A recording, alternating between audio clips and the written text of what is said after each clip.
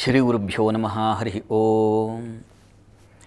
ವರಮಹಾಲಕ್ಷ್ಮಿ ವ್ರತದಲ್ಲಿ ಬಹಳ ಪ್ರಮುಖವಾದದ್ದು ಅಂತಂದರೆ ಹೆಣ್ಣುಮಕ್ಕಳು ಸುಮಂಗಲಿಯರು ಕಟ್ಟಿಕೊಳ್ತಕ್ಕಂಥ ಆ ದಾರ ಕೈಗೆ ಕಟ್ಟಿಕೊಳ್ತಾರಲ್ಲ, 12 ಎಳೆಯ 12 ಗಂಟಿನ ದಾರ, ದ್ವಾದಶ ಗ್ರಂಥಿ ಅಂತ ಕರೀತಾರೆ ಅದನ್ನು ಮಹಾಲಕ್ಷ್ಮಿಯ ಸನ್ನಿಧಾನದಲ್ಲಿಟ್ಟು ಒಂದು ಎಲೆ ಅಡಿಕೆಯಲ್ಲಿಟ್ಟು ಆ ದಾರದಲ್ಲಿ ಲಕ್ಷ್ಮಿಯ ಆವಾಹನೆಯನ್ನು ಮಾಡಿ ಆ ದಾರಕ್ಕೆ ಪೂಜೆಯನ್ನು ನೆರವೇರಿಸಿ ಅಲ್ಲಿ ಮಹಾಲಕ್ಷ್ಮಿ ನೆಲೆಸಿದ್ದಾಳೆ ಅಂತ. ಕಮಲೇ ದೋರರೂಪೇಣ ಸ್ಥಿತೆ ಸರ್ವಾಘ ಹಾರಿಣಿ ನಮಸ್ತ್ರೈಲೋಕ್ಯ ಜನನಿ ದಾರಿದ್ರ್ಯಮ್ಮೆ ನಿವಾರಯ ಅಂತ ಮಾತು, ಶಾಸ್ತ್ರವಾಣಿ.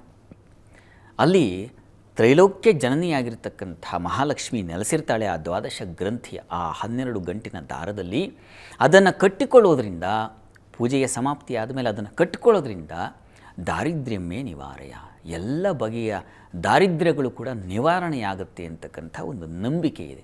ಹೀಗಾಗಿ ವರಮಹಾಲಕ್ಷ್ಮಿ ಹಬ್ಬದ ದಿವಸ ಹೆಣ್ಣುಮಕ್ಕಳೆಲ್ಲ ದಾರ, ಸುಮ್ಮನೆ ನಾನು ಒಂದು ದಾರ ಕಟ್ಟಿಕೊಂಡೆ ಅಂತಲ್ಲ, ಮಹಾಲಕ್ಷ್ಮಿಯ ಸಾನ್ನಿಧ್ಯ ನನ್ನೊಳಗೆ ಆಗುತ್ತೆ ಅನ್ನೋ ಭಾವನೆಯಲ್ಲಿ ಅದನ್ನು ಕಟ್ಟಿಕೊಳ್ಬೇಕು.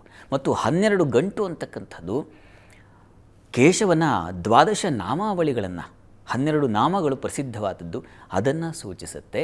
ಜೊತೆಗೆ ಓಂ ನಮೋ ಭಗವತೆ ವಾಸುದೇವಾಯ ಈ ದ್ವಾದಶಾಕ್ಷರ ಮಂತ್ರವನ್ನು ಅದು ಸೂಚಿಸುತ್ತೆ.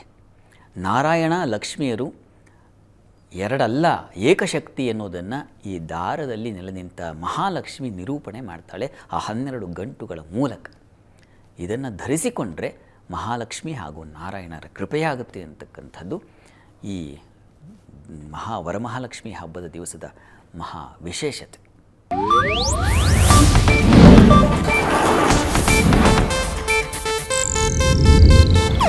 ಇದು ಏಷ್ಯಾನೆಟ್ ನ್ಯೂಸ್ ನೆಟ್ವರ್ಕ್ ಪ್ರಸ್ತುತಿ.